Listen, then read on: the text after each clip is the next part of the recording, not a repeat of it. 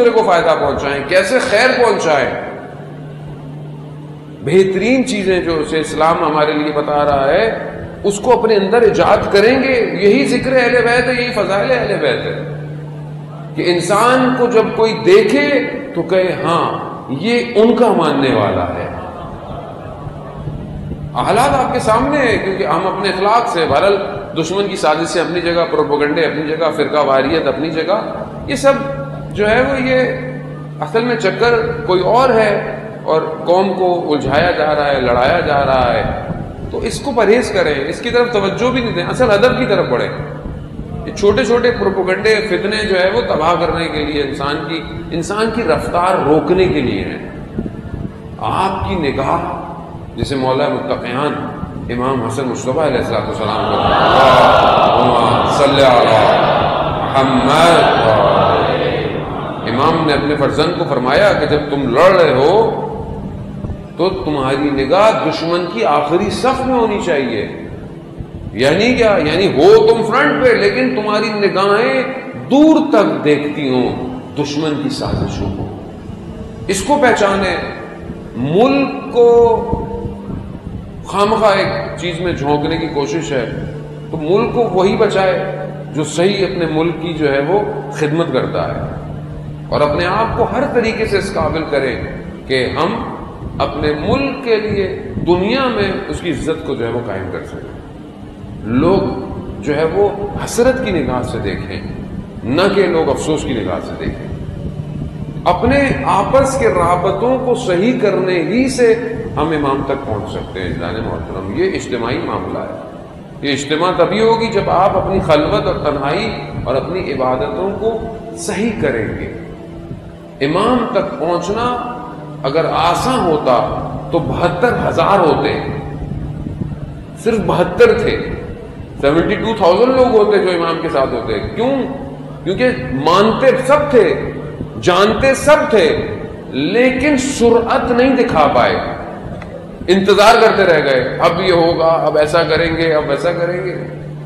ہم اپنی زندگی کے اپنے کاموں میں 24 گھنٹوں کے اندر دیکھیں کہ ہم اپنی زندگی میں کوئی ایسا ایگزٹ کا بٹن ہے کہ اگر امام کی کال آ جائے تو ہم ایک دم چلے جائیں گے امام تک. اس کو پریکٹس کریں. امام ہم سے کیا چاہتے ہیں؟ کہ ہر کوئی بار بار سوال کرتا ہے، مولانا صاحب میری وظیفہ کیا ہے، میری ڈیوٹی کیا ہے، مجھے بتائیں میں کیا کروں. دیکھیں، ایک ایک شخص کو تو نہیں بتایا جا سکتا کہ وہ کیا کرے. کلی بات کی جا سکتی ہے، لیکن ہر شخص خود سمجھے کہ اس کے اندر اللہ نے کون سی صلاحیت رکھی ہے. اگر نہیں ہے تو کوئی چیز سیکھیں، علم سیکھیں، پڑھائی سیکھیں، پروفیشنل سیکھیں، کوئی ایکٹیویٹی سیکھیں، کوئی آرٹ سیکھیں، کوئی ایسی چیز سیکھیں کہ امام کو سی وی دیں. جب چھوٹی سی کمپنی کو کسی کو آپ سی وی دیں، normal inter, normal B A, normal B com, کو پوچھتا ہے آج تک؟ جب تک اسپیشلسٹ ڈگری نہیں ہو، جب تک کوئی اندر ایکسٹرا ایکٹیویٹیز نہ ہو، یہ بھی آتا ہے، وہ بھی آتا ہے، انگلش بھی ہے، کمپیوٹر بھی چلانا آتا ہے، فلانی چیزیں بھی آتی ہیں، یہ بھی، جتنا ایکٹیو ہوتی ہے سی وی بھاری ہوتی آتی ہے. چھوٹی سی کمپنی نہیں لیتی سادے آدمی کو. امام زمانہ کیسے لیں گے چھوٹے سادے آدمی کو؟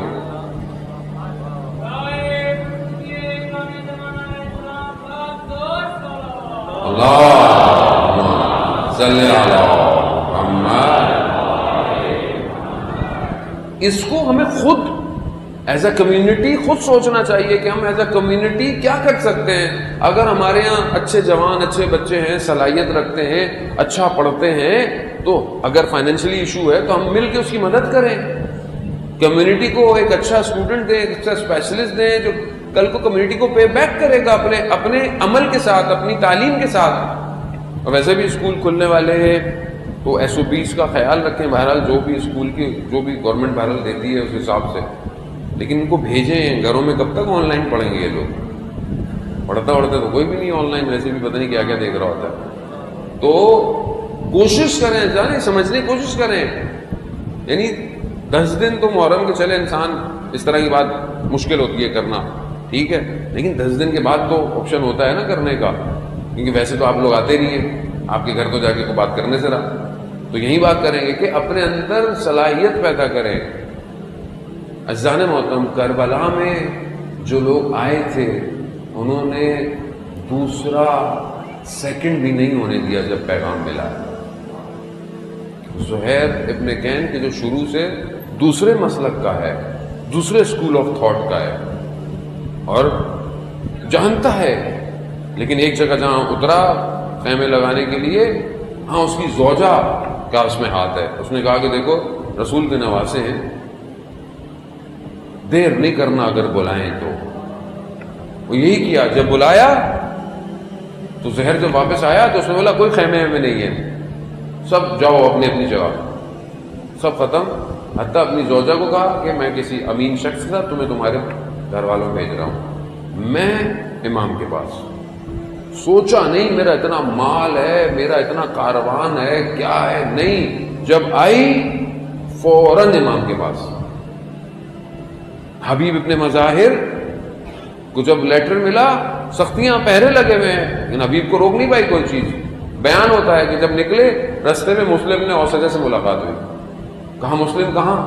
کہا میں نے رات کو خواب دیکھا، خواب میں نے رسول خدا کو دیکھا، اور وہ فرماتے ہیں کہ مسلم خضاب کرو، یعنی خضاب، تو میں حمام جا رہا ہوں خضاب کرنے۔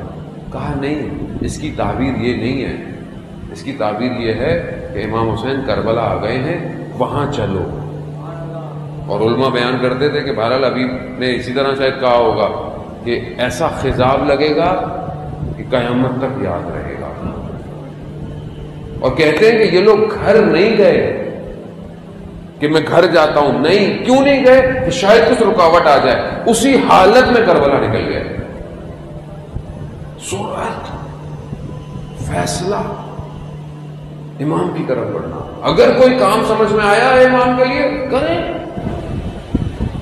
سوچنا کیسا، پلاننگ ادارے بنیں گے، یہ ہوگا وہ ہوگا، کچھ نہیں ہوگا، خود کریں کچھ۔